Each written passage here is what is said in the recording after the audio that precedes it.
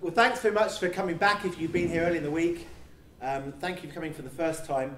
And for me today to address this question, what kind of God has only one way? Let me tell you at the beginning, this isn't a talk where I'm expecting to win many friends. So I'm going to be arguing in the next half an hour that Islam is a wrong path, that Hinduism is a wrong path, that Judaism, unless it's Judaism that believes Jesus is the Messiah, is the wrong path, that atheism is the wrong path. So I guess maybe already I've offended many of you, but then just to offend everyone else who's here, I'm going to argue that pluralism is the wrong path. In fact, that's where I'm going to start this talk. Pluralism is the philosophy that says that actually all religions are equally valid. All truth is equally true. So I have my truth as a Christian, you have your truth as an atheist, somebody else has their truth, her truth as a Muslim, and the pluralist says, well, you're all really right. All of you are right.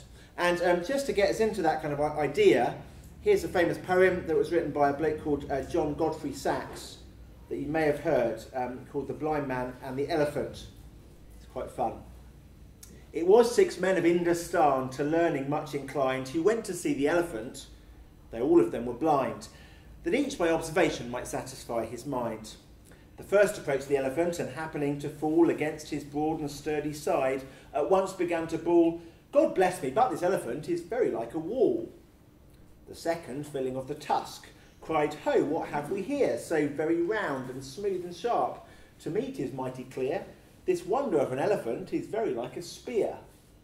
And then the third one gets the trunk and thinks that the elephant's a snake. The fourth one gets the knee, thinks it's like a tree. Then the ear's like a fan. The tail is like a rope. And the poem concludes this way. And so these men of Indostan disputed loud and long, each in his own opinion exceeding stiff and strong, though each was partly in the right, and all were in the wrong. So oft in theologic wars the disputants, I ween, rail on in utter ignorance of what each other mean, and prate about an elephant not one of them has seen. And so the solution, according to the pluralists, is to accept, look, we're all kind of blind, we're groping around, we've got a feel for different aspects of the truth. You know, you've got the ear, I've got the tusk, and what we need to recognise is actually all of us are partly right. And none of us has the whole picture. Islam, partly right. Hinduism has something to offer. Christianity, atheism even. And we need to accept that everyone is right. All of it is true. Well, attractive as that nation is, I want to suggest at the beginning of this talk that pluralism is in fact patronising and alarmist and logically incoherent. Let me explain why. Firstly, it's patronising in that it expects us to believe something that actually can't possibly be true for thinking people. There are various things in life where you can both be right and everyone can kind of have their own truth. That goes for subjective matters of personal opinion. You know, I can say that the best flavour of ice cream is honeycomb, and you can say the best flavour of ice cream is chocolate, which it isn't because it's honeycomb. But you know, in a sense, we're both right. You know, for you, the best thing's chocolate. For me, the best is honeycomb, and we're both right. It's both true. I could say the best football team is West Ham. Nobody even cares about football. I don't care about football either. West Ham's just the nearest one to me. I don't even know any teams. But I could say that. Somebody else would say very passionately the best football team is, I can't even think of a name of another one, Chelsea. There we are. And I'm right. In a sense, we're both right. For me, as a West Ham, well, not really supporter, but West Ham for you it's just a subjective thing, and we can have our own opinions. But that doesn't hold for all matters of truth in the world. Subjective things, yes, but not some scientific things. You know, I could say that for me, gravitational acceleration on the surface of the Earth is 12 metres per second, and I would get a big cross on that if I put it in my physics GCSE, because actually that's not the acceleration due to gravity at the Earth's surface. It's about 9.8 metres per second.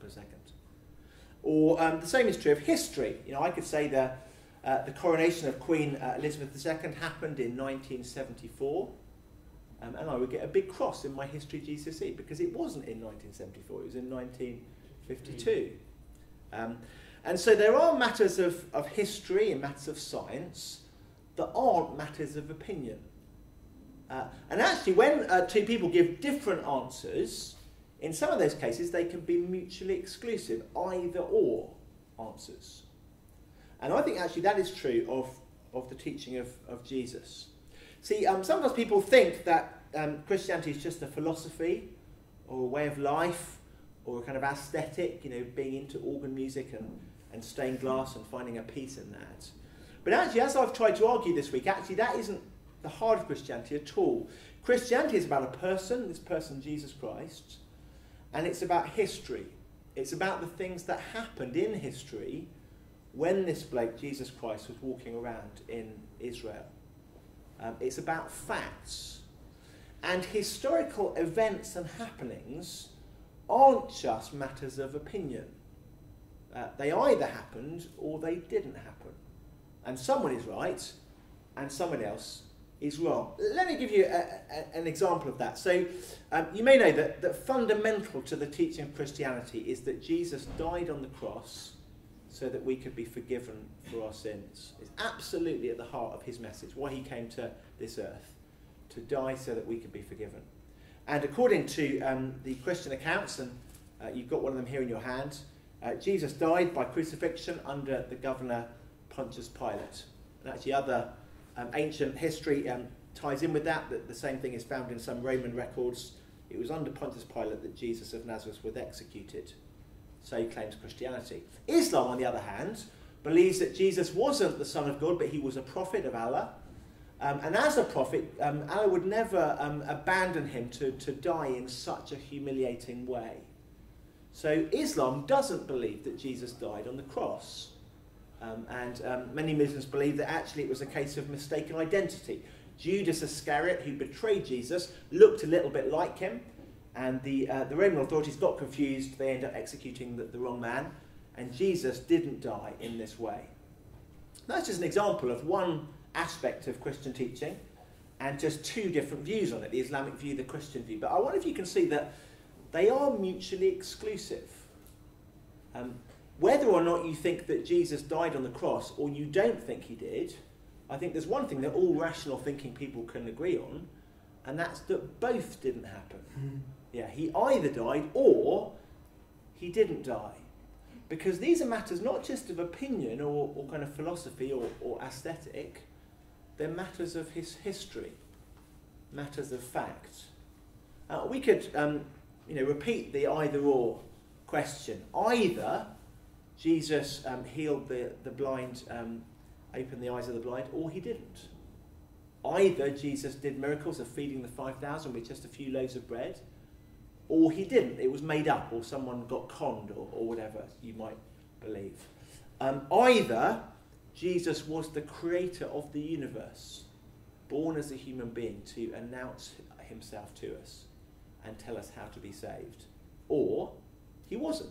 There's lots of other answers. He was just a prophet, and according to Islam, he was a con man, maybe according to some atheists. There's lots of answers, but they can't all be true as a matter of history. So I think pluralism is patronising. It's asking us to believe something that is just absurd. Secondly, pluralism is alarmist. I think the reason that people are attracted to it is that the fear that if we disagree, we're going to kill each other. That's a real fear in today's society.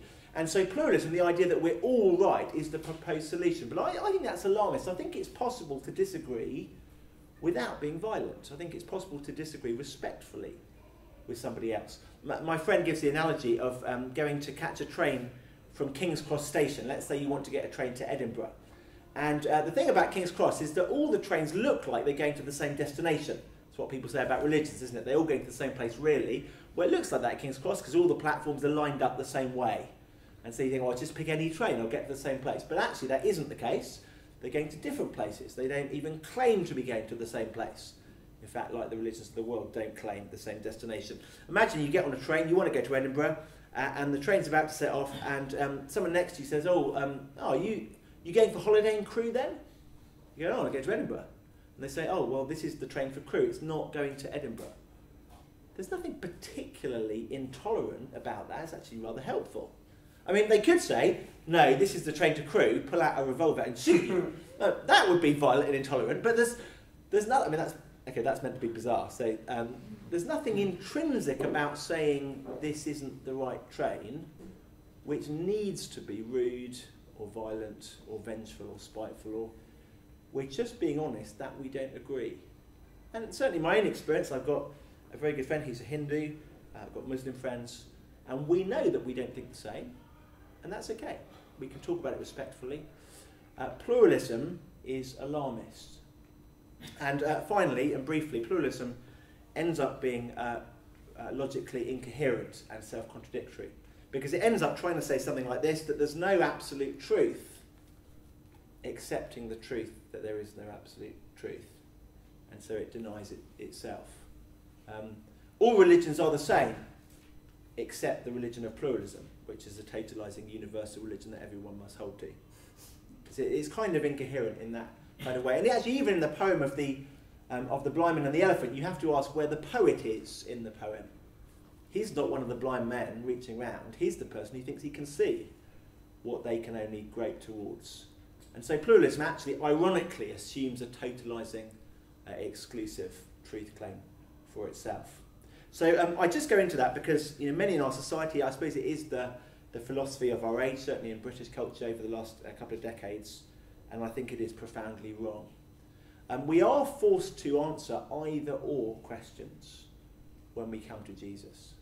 Either this happened or it didn't happen. Either he's the Son of God or he's not. Well, I want to argue in the remaining time that we have that Jesus is the Son of God, and actually that he is so unique that he is unlike anything to be found anywhere in any other philosophy or religion. And I'm going to argue that in two different ways, and I want to show you that from the historical eyewitness documents. All the way through this week we've been looking at this book. This is a copy of one of the first century accounts of the life of Jesus compiled from the eyewitnesses. We looked into that idea on Monday's talk. If you missed it, do watch the video on YouTube. But we've got one of these for everyone to take away on your seat. I'm afraid there's two different copies with different page numbers. So if you've got a hardback, page 50, paperback, page 28. Please could you turn to it now. Page 50, hardback, page 28, paperback. And where it says Jesus and John the Baptist. So John the Baptist was a famous preacher within Judaism who began his ministry just before Jesus turned up. And he was a very well-known figure, and so we're told about him at the beginning of this section. John's disciples told him about these things Jesus had done. Calling two of them, he sent them to the Lord, to Jesus, to ask, "Are you the one who is to come, or should we expect someone else?" So Jews have been told through their many prophets over many years that God would send his Messiah, his perfect king. And this Messiah would be the king of all people for all time. He would rule in perfect peace. And so Jewish people were very much looking forward to this king's arrival. And so John the Baptist was Jewish, so were his disciples. And they sent to Jesus to ask, "Are you the one who was to come? Are you the Messiah we've been expecting? Or should we look for someone else?" And so, verse 20, when the men came to Jesus, they said, "John the Baptist sent us to you to ask, are you the one who is to come? Or should we expect someone else?" At that very time, Jesus cured many who had diseases, illnesses, and evil spirits, and gave sight to many who were blind. So he replied to the messengers, "Go back and report to John what you have seen and heard. The blind receive sight, the lame walk, those who have leprosy are cleansed, the deaf hear, the dead are raised, and good news is proclaimed to the poor. Blessed is anyone who doesn't stumble on account of me." Now I love this answer. Notice what Jesus says. He doesn't just say, "Yes, are you the Messiah?" "Yes, I am." He doesn't just say that. Because he doesn't want it to be just a matter of kind of words. Politicians are good at that, aren't they? Just, you can say anything. But Jesus wants it to be a matter of evidence. Are you the one who is to come? Jesus says, well, look at the evidence. Ask what the eyewitnesses have seen and what the ear witnesses have heard. Check it out.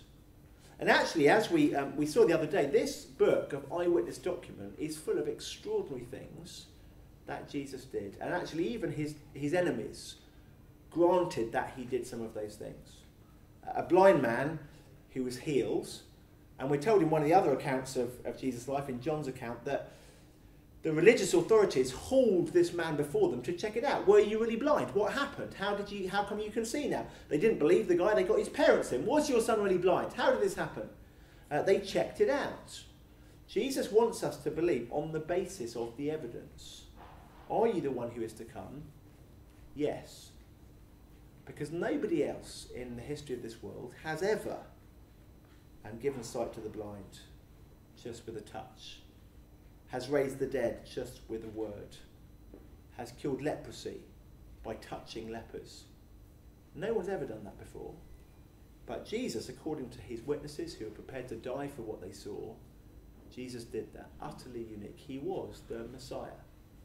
And not just unique because he did extraordinary things. That's testimony enough. But for Jewish people, and of course John the Baptist and his disciples were Jews, for them there's a kind of extra level of evidence, because not only did Jesus do extraordinary things, but the things that he did were a match for what the ancient prophecies had told them to expect of the Messiah. So not just any old extraordinary things, but exactly the right extraordinary things. Listen to the words of the prophet Isaiah, Jewish prophet, writing about 800 years before Jesus. He says this about the time of the Messiah. Then the eyes of the blind will be opened, and the ears of the deaf unstopped. Then shall the lame man leap like a deer, the tongue of the mute sing for joy. That's how you recognise him. And Jesus says, look, exactly these things have happened. Should we look for someone else? No. I'm here. And I think, interestingly, that this paragraph is one amongst many in the New Testament that are a real problem for Islam. Islam wants to argue that there was another one who came after Jesus, another prophet, 700 years later, the Prophet Muhammad. There's no expectation here, is there, of another one? Are you the one who is to come? Yes. No expectation in Isaiah of two. No expectation here in Luke of another. I am the final, says Jesus. Well, I want to suggest to you that Jesus is unique amongst the world religions, amongst the philosophies of this age, and for having demonstrated the power of God to bring about a perfect kingdom. Now, of course, you've got to ask yourself, did this happen or not? It's an either-or question. You may be unpersuaded. You may disagree with me. But it's not something where we can say we're both right. And it's not something where we can say it doesn't matter who's right. It manifestly matters very, very much. Because if Jesus really came in fulfillment of ancient scriptures and did these extraordinary things, well, then we should bow the knee to him as God's perfect universal king, the Messiah. First claim, the miracles and Jesus' identity. But secondly, I want to suggest that Jesus is utterly unique because of his mission. He came to do something that you don't find in any other philosophy or religion, and that is to come and rescue or save people for heaven. Turn over a few pages to another little extract we're going to look at together. It's on page 98, hardback, page 52, softback, and where it says, the narrow door. Jesus went through the towns and villages, teaching as he made his way to Jerusalem. Someone asked him, Lord, are only a few people going to be saved? He said to them, make every effort to enter through the narrow door, because many, I tell you, will try to enter and will not be able to. Once the owner of the house gets up and closes the door, you will stand outside knocking and pleading, Sir, open the door for us. But he will answer, I don't know you or where you come from. You will say, we ate and drank with you, you taught in our streets. He will reply, I don't know you or where you come from. Away from me, you evildoers. There'll be weeping there and gnashing of teeth when you see Abraham, Isaac and Jacob and all the prophets in the kingdom of God, but you yourselves thrown out, and so on. Well, that touches on the topic of tomorrow lunchtime, the question of hell, and people being excluded from God's kingdom in a place of weeping and gnashing of teeth. We'll talk about that then. But just notice, even from this extract, that Jesus doesn't think that everybody is right and that everyone's going to be okay. I think that's the premise, isn't it, behind pluralism, that surely in the end we've all got to be okay. And if God is a nice kind of God, it's not going to matter too much whether you are a Muslim or Hindu or an atheist or an agnostic or a Christian. Or God's not going to mind. And notice that Jesus doesn't agree with that premise. He doesn't think that everyone's going to be okay. Lord, will only a few people be saved? His answer, make every effort to enter through the narrow door, because many, I tell you, will try to enter and will not be able to. There are people in this world, Jesus says, who are not going to be able to go in to the kingdom of God. Maybe you find that enormously offensive. But then the surprises actually just get bigger, because you start to ask, well, of course, the big question is, who does get in there? If the door's narrow and not everyone can get into this perfect world, who does? And instinctively, I think many of us give the answer, well, it must be the good people. It must be the most morally successful people. It must be perhaps the most religious people. Vicars, and they're definitely going to be okay. Thank goodness, I'm okay. That's what we kind of instinctively assume. And actually, if we think that, then we've got more surprise in store. Because it turns out that Jesus wasn't great friends with the religious people of his day. That's an understatement. He argued with them most vehemently, again and again. And Jesus was friends with exactly the kind of people that you wouldn't expect him to be. With the moral failures, with the outcasts, with people who've blown it with God. Turn over a couple more pages to page 106, hardback, page 56, softback. And where it says the parable of the lost sheep. The tax collectors and sinners, you have to know, by the way, tax collectors, they weren't upstanding members of the Inland Revenue. You know, he got a good degree in economics and gone to work there. Tax collectors in those days, they were working for the Romans. And it was an occupied state. So you can imagine how the Jews felt about their own countrymen working for the enemy. And they often made their money by overcharging people and keeping a cut for themselves. They were the lowlifes. People hated them. The traitors. The tax collectors, the sinners, prostitutes and so on, were gathering around to hear Jesus. Friends of Jesus, those kinds of people. But the Pharisees, that is the religious elite of the day, the morally scrupulous, they muttered, this man welcomes sinners and eats with them. They're scandalised at the kind of company that Jesus keeps. He's not to be found in the cathedrals. He's to be found in the red light district, meeting with people who know they've blown it with God. How is that? Well, Jesus explains in the rest of this chapter, chapter 15, that he has come on a rescue mission to find lost people and rescue them. Jesus told this parable, suppose one of you has 100 sheep and loses one of them. Doesn't he leave the 99 in the open country and go after the lost sheep until he finds it? And when he finds it, he joyfully puts it on his shoulders and goes home. Then he calls his friends and neighbours together and says, rejoice with me, I have found my lost sheep. I tell you, says Jesus, in the same way there'll be more rejoicing in heaven over one sinner who repents than over 99 righteous people who don't need to repent. And he's being ironic there, because there's no such thing as a righteous person who doesn't need to repent. There's only people who think they're so righteous that they don't need to repent. And as the story goes on, it just becomes clear that Jesus is after lost people who know they've got a problem, and he wants to rescue them and forgive them. And I think that is utterly unique amongst the world religions. You know, in most religions, if there was a narrow door, who would get through? The best people. If there's not going to be everyone, who's it going to be? The most religious people. That's true, for example, in Islam. You know, in Islam, the teaching is that at the end of your life, Allah will weigh your life in the balances. There's two angels who follow you around. One records your good deeds, one records your bad deeds. The end of your life, they submit their reports. Allah weighs them. Allah's merciful. You know, he can decide to give you the benefit of the doubt if he wants to. That's his call. But on the whole, he just weighs it and decides on that basis. So how do you get in? Well, make sure you do well enough. Make sure you pray 5 times a day.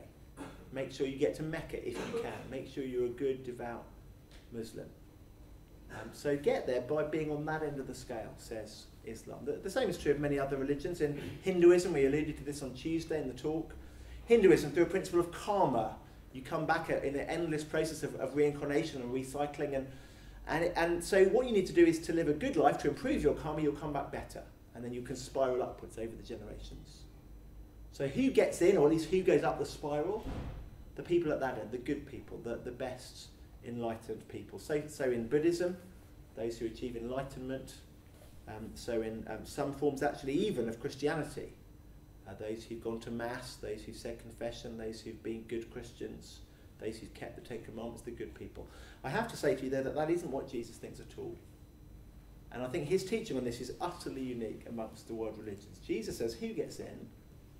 People like these tax collectors, these sinners, these prostitutes. These people who stuffed up with God because they said to God, please will you forgive me? Please can I have rescue? And Jesus' whole mission as the Son of God was about rescuing people who didn't deserve to be saved so that he can drag them through the narrow door. Not everyone will be saved. In fact, many people fall out with Jesus over precisely this point. They say, look, I don't need your help. I am righteous enough. I've lived a good enough life. I'm going to stand before God on Judgment Day and he's jolly well going to let me in on my own merits. Those kind of people did not get on with Jesus at all. And you can read about that in this book. But the people who are prepared to say, I've got a problem, I've blown it when it comes to a perfect good God. I've let myself down, I've let him down, I've let others down. Can I be forgiven? Jesus says, yeah. I had a great privilege last week. I was working in one evening at the church where I work, and somebody came in who works at one of the surrounding buildings in the city as on the security team, and basically he just wandered into church because his life was kind of disintegrating and everything was going wrong. He didn't know us, so he just saw a church building. He thought, I wonder if I can connect with any kind of higher power because my life's at rock bottom. He came in and we got chatting, and he said to me, look, I've really stuffed things up, and he told me a bit about it. I'm not going to share that with you. It's kind of not any of our business really. But I was able to say to him, you're not in such a bad place in terms of coming to know Jesus, because Jesus doesn't have a lot of time for people who think they're okay. But somebody who wants to say to Jesus, I'm in trouble, please will you help me? Jesus welcomes with open arms. I said to him, look, in some ways, mate, you're in a better position than all the people in the city who think they're the most sorted, the people in these skyscrapers earning the biggest bonuses, streaming through life in one success after another, who think that on the last day they'll go, hey God, let me in because I'm such a good bloke. And Jesus says there'll be surprises on that day when the door is closed in your face. But somebody who's prepared to say to Jesus, I'm in trouble, will you rescue me? I haven't earned my way into heaven. I need mercy. Well, Jesus has got good news for them. Just last little extract to look at, page 156, hardback, page 82, softback.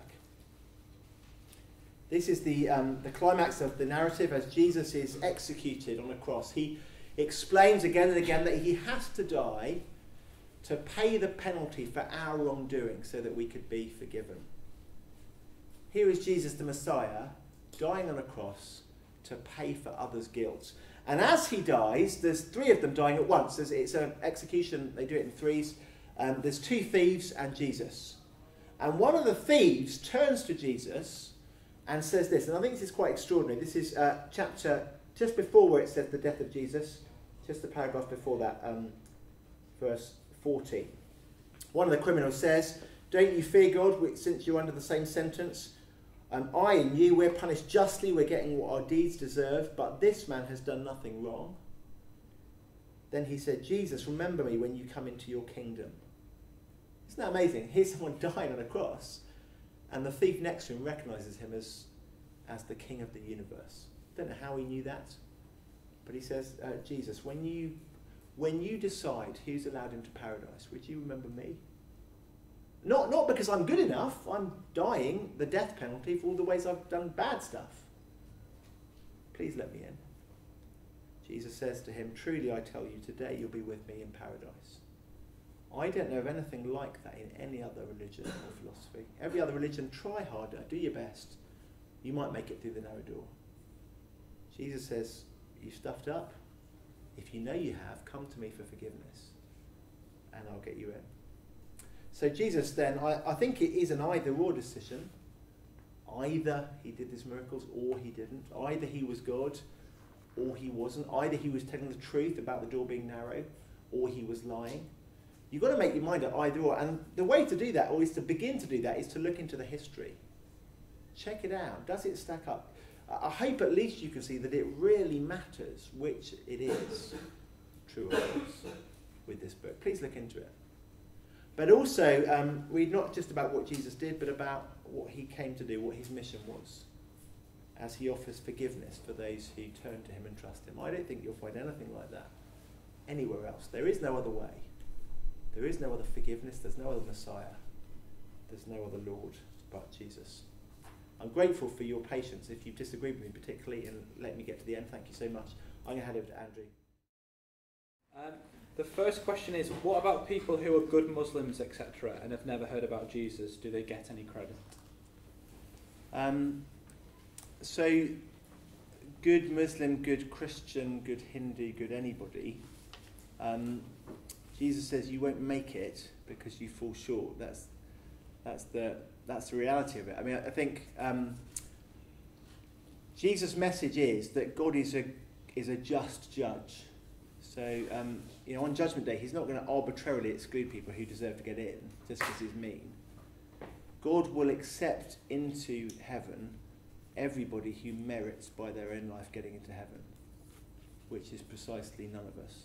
And that's the problem. You see, the problem, Jesus says, is that we fall short of what God requires of us. We are guilty of rebellion against him. We're guilty of selfishness and wrongdoing. And that excludes us. And that includes everyone to different degrees. I mean, no one is suggesting that you're in the same par as Hitler or someone. God can make those kind of distinctions. And yet all of us aren't good enough to be let in. And that's why the message of forgiveness and rescue is such good news. I'll tell you, you asked about the Islamic example. I'll give you an example of a conversation I had on a train a few years ago on the way to Bristol. I was going to see a friend of mine. I sat next to a young Muslim guy, and we had 2 hours. We got chatting early in the journey.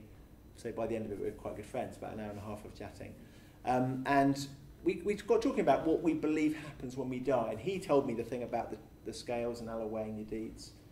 And I said to him, rather cheekily, I said, look, supposing when we get to Temple Meads in Bristol, you get out the station, you don't look where you're going, and a bus mows you down, and you die tonight, how do you think you're going to do? So you could tell we'd gone quite well, if I could say something as rude as that. But I remember this so clearly because he was so honest. He just paused for a very long time, and then said, I don't really like my chances. And I was just really taken aback by his honesty about that.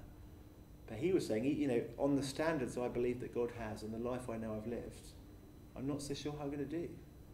And he said the same thing to me. And he said, supposing you die, where are you going to go? I said, I'm going to go to heaven. And he was like, almost, thought I was being a bit arrogant. I'm like, how do you know that you've done that well? And I said, no, because my hope isn't in my own performance, it's in Jesus' mercy.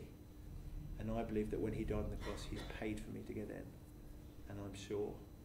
And actually, he didn't become a Christian at that point, but he was very attracted to that because he said, I've never heard anything like that before, with that kind of security that doesn't depend on my performance. So I think Jesus' message is great news for Muslim people, and that's why we're many Christians in London are trying to reach out to Muslims and say, look, can I tell you the message of Jesus, the Messiah, that you won't find in Islam? Anyone want to come back on that at all? So a similar question, just talking about the narrow door. Why can't good people get through the narrow door? Yeah, I suppose the same answer. I mean, they can if they are perfectly good. So if you are saying someone who can say, look, I've lived a perfectly good life, I have nothing in my secret past or to be ashamed of, and therefore God, knowing all those things, will let me in, then okay, great. But Jesus would say that you're self-deluded if you think that about yourself. I certainly, I remember, Jesus has a lot more sympathy with people who realise there's a problem than with people who think there isn't. And that's just, as you read through the Gospels, you'll find that the Pharisees really don't like him. Because they do think, I've done well enough, I'm morally upstanding, well done me, slap on the back. And they are offended by Jesus' implications that they're not good enough to get in. But the people who have no problems with that, the people who know they've stuffed up, and the prostitutes and the tax collectors, and they're great friends with Jesus because he's accepting them when they say, look, Jesus, we've got nothing to bring to you because we've messed up. That's why, because they would say such a good message to this guy last week. You're in a good place with God if you're willing to say there's a problem because he's got forgiveness for you. Another question on the narrow door. Can you ever get pushed back out of the narrow door if you mess up again? Yeah, thank you. Well, no, you can't, because Jesus says that his death on the cross is sufficient to rescue us from all of the wrong that we've done. So, even this guy at the very end of his life, dying under execution for who knows what, that warranted the death penalty, says to Jesus, please can I go? And Jesus says yes, and he's forgiven. So anything that you've done, if you're sincerely trusting in Jesus for forgiveness, can be paid for. Maybe you say, I started off as a Christian, then I kind of messed up again. If you're still trusting in Jesus, you can be forgiven.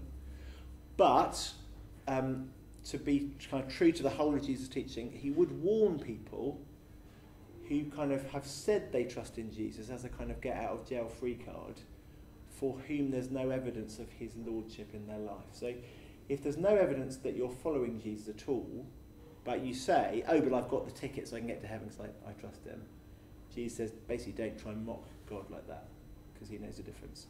So, there's nothing too bad if you really trust just Jesus. But trusting Jesus involves changing direction in your life, following him as Lord. And that will produce radical changes. And if you're saying you're a Christian, but there's no evidence in your life, Jesus would say you're faking it.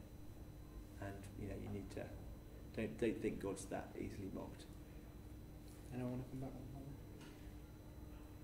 that? So the last two questions are on a very similar theme. So effectively, what about people that haven't heard about Jesus or the gospel? Where do they end up? Yeah, I think they're in a bad place, because God says that he'll treat everyone according to justice, so it's entirely fair. God will treat us on Judgment Day as our sins deserve, as our deeds deserve. But as I've said before, that means in everyone's case that we don't deserve to be let in. So there's nothing unfair against God excluding someone from his perfect world if they are guilty. And that means all of us are excluded. And the great message of Jesus is a message of rescue for people who are in trouble. But you can only be rescued if you get onto the rescue boat. If you put your trust in Jesus. And that is why Christians are so keen to tell everyone this message. You're in trouble. Things are looking seriously wrong. And we talked about that on Tuesday with suffering. I mean, it's pretty obvious in the world something is seriously wrong. Jesus has the solution, and it's great news. That's what we're doing this week. That's why we're going around handing out flyers, which is slightly terrifying to random people. That's why Christians have travelled all around the world and tried to translate the Bible into many different languages, because we want everyone to know about the rescuer. But there's no hope outside of his rescue, because he is the only rescuer. So everyone needs to hear. And I think you could turn the question around. What about those who haven't heard? Well, you are now in a really privileged position in terms of the peoples in history and in the world, because you do know. And I certainly, as a Christian, am keen to expand the number of us who've had that privilege to as many people in the world as I can. But don't misuse the privilege, and having heard, shelve it, and ignore the most important question you'll ever face.